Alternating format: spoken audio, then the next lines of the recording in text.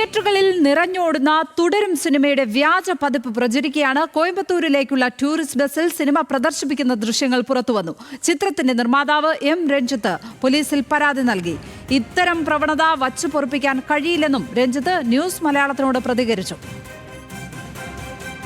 വ്യാജ പതിപ്പ് ഒരു ബസ്സിൽ പ്രദർശിപ്പിക്കുകയും ആ പ്രദർശിപ്പിക്കുന്നത് ഒരു കുട്ടി കണ്ട് അത് ബിനു പപ്പുവിന് അയച്ചു കൊടുക്കുകയും ചെയ്തു. അവർ ചെയ്ത ഒരു കാര്യവശാൽ അതിന്റെ വീഡിയോയും അതിന്റെ ഫോട്ടോസും എല്ലാം എടുത്ത് വിത്ത് നമ്പറാണ് അയച്ചത്. അപ്പോ ഇങ്ങനെ ഒരു കാര്യം നമ്മൾ അത്രമാത്രം അവർക്ക് പോലും എത്രമാത്രം വിഷമം ഉണ്ടായിട്ടായിരിക്കും ഇതായിരിക്കുന്നത്.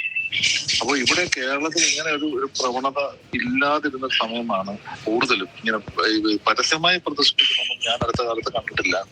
അപ്പോ അത്തരം കാര്യങ്ങളോട് വരുമ്പോൾ നമ്മുടെ സിനിമ ഇൻഡസ്ട്രിക്ക് ഉണ്ടാകുന്ന വളരെ ഒരു ബുദ്ധിമുട്ടുണ്ട്. അപ്പൊ അത് നിർത്തലാക്കണം എന്നുള്ളത് ഒരു സിനിമാ പ്രേമി എന്നുള്ള നിലയിലും സിനിമയിൽ മാറ്റം നിൽക്കുന്നതാണെന്ന നിലയിൽ എന്റെ ഒരു ആഗ്രഹമാണ്. അതുകൊണ്ടാണ് നമ്മളൊരു പരാതിയുമായി പോകുന്നത്.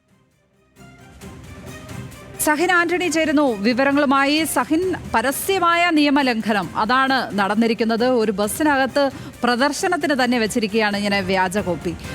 പോലീസിൽ പരാതി കിട്ടിയിരിക്കുന്നു. അന്വേഷണം തുടങ്ങിയിട്ടുണ്ടോ? എന്തൊക്കെയാണ് ലഭിക്കുന്ന വിവരങ്ങൾ?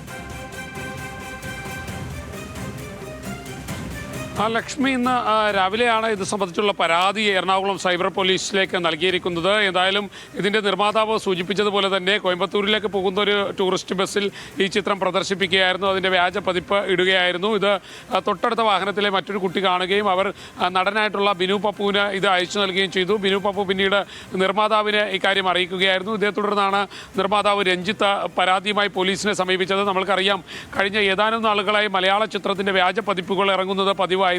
തുടരും എന്ന് പറയുന്ന ചിത്രം തിയേറ്ററുകളിൽ നിറഞ്ഞോടിയുന്ന ഒരു സാഹചര്യം കൂടിയാണ്. ഈ ഘട്ടത്തിലാണ് ഒരു ടൂറിസ്റ്റ് ബസ്സിൽ തന്നെ അത് വ്യാജ പതിപ്പ് പ്രദർശിപ്പിച്ച് അതിന് പോലീസ് കേസെടുക്കുന്ന രീതിയിലേക്ക് കാര്യങ്ങൾ നീങ്ങുന്നത്. ലക്ഷ്മി, സഹിൻ ആന്റണിയാണ് കൊച്ചിയിൽ നിന്ന് വിവരങ്ങൾ പങ്കുവച്ചത്.